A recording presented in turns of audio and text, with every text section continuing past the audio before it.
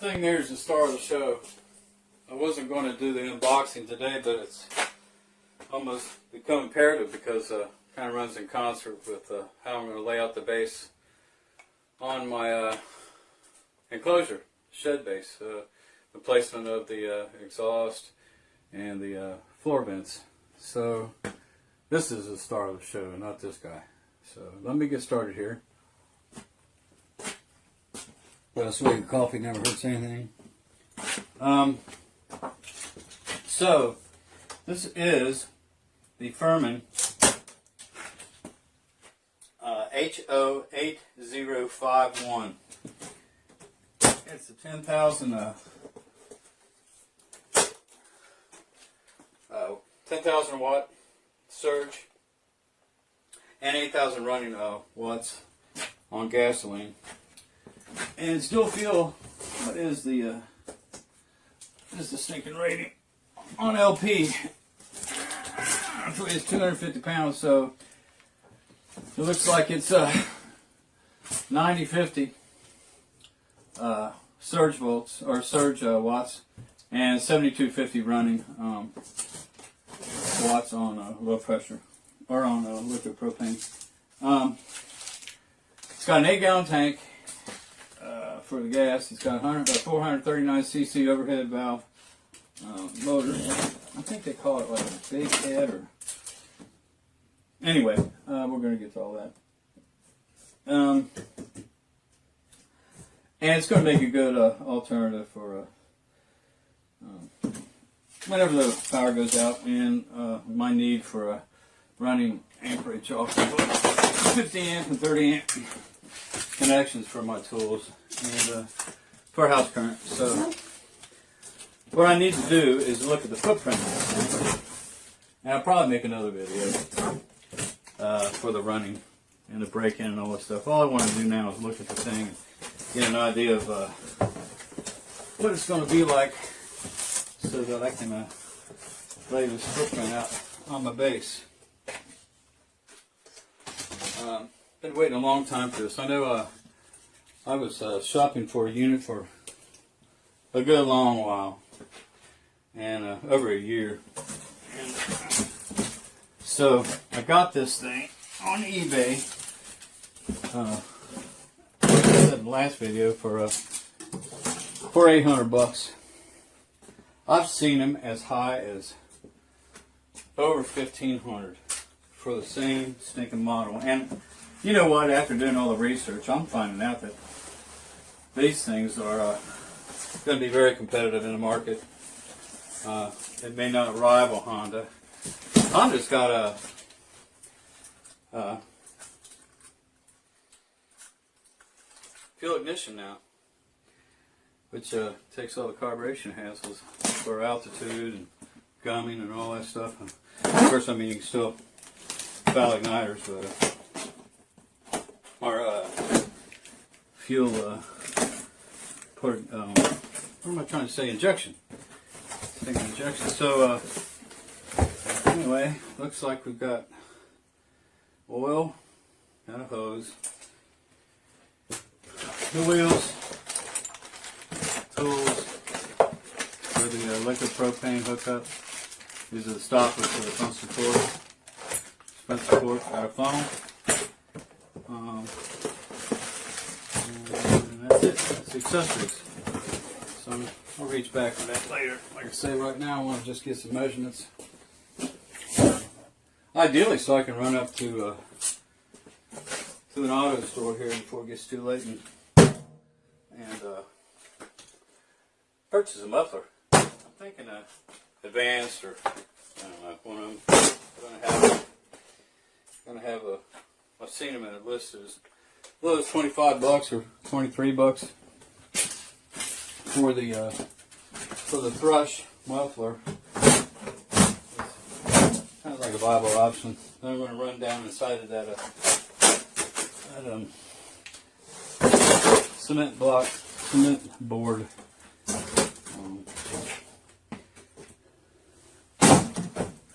Plenum area that I've got in the base. So, excited about this. I want to see if this experiment is successful, less burning the motor up. My God, wouldn't that be a hassle? That'd be the worst case scenario. I don't think it's going to happen. I think we're going to be all right. And if not, then I'll just conform to sentiment and join forces with everybody else and just suck it up. But I'm hoping that I'm on to a new thing and maybe able to help some people. And it's really not that big of a deal. It's like any other project that you get onto. It takes a long time. Right now, the thing about it is I'm not one of those guys that has a game plan formal. Just figuring it out on the fly. So let me get a box cutter. It's kind of avoiding that because I'm cutting this concrete board. It's probably dull. Not bad, but let's push harder, huh? So this is a little unboxing. I'll tell you what. Let me. This is going to be super boring. Let me pause it here, and I'll come back when I get it out. Okay, so I can see something now that's already worrisome. Since I am going to be building these surfaces up with at least what is this? Quarter inch, half inch of cement board, 2-3 inches, probably compressed a good inch and a half of that insulation batting and the backing. I would imagine that it's going to put that surface out at least 2 inches. This footprint in here is the base is 27.5. The wheel length that the wheel width that I have on this generator is 27.5. So even though it's just 6 inches up, I still want to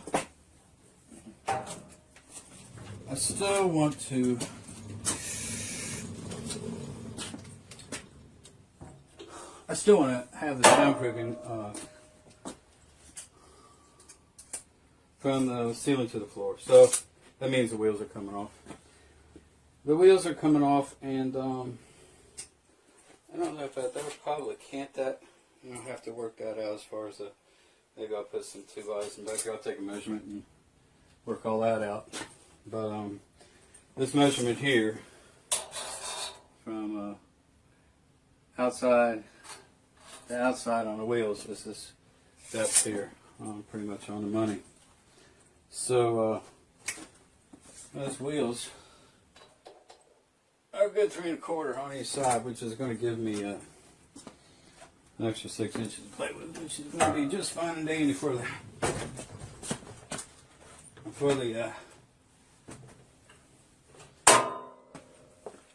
width of the insulation I'm going to put in here.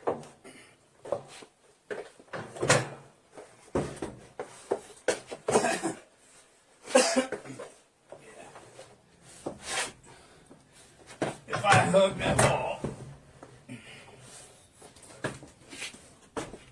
and I pull this, trying to get a couple other ideas out of the way right here now too. That's probably the farthest I can go to accommodate my exhaust idea to go down the floor.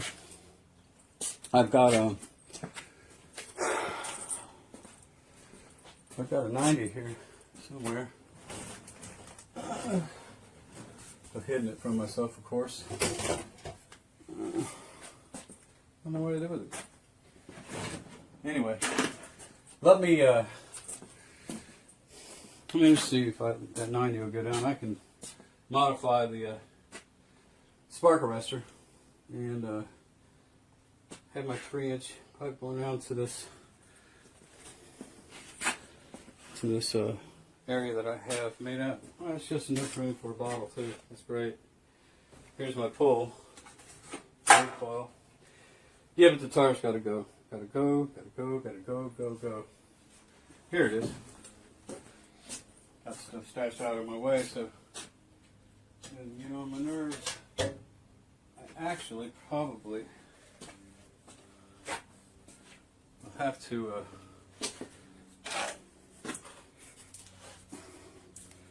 modify this as well. So yeah. So that's that for that. But the idea is get the wheels off so that I'll be able to, yeah, it just fits in there. And if I wasn't going to insulate, that would be fine and dandy. But something I've always thought about too is like, this generator is not going to go anywhere. It's going to stay in there. But if I ever did want to take it out, I can always just, I'll just throw them in there somewhere, you know? No big deal. Let me continue the process and do a little more measuring. We'll take it up again here in a minute, okay? All right. To try to spare you all from watching me try to figure out the square root of stuff, I've gone on and done some cursory measurements.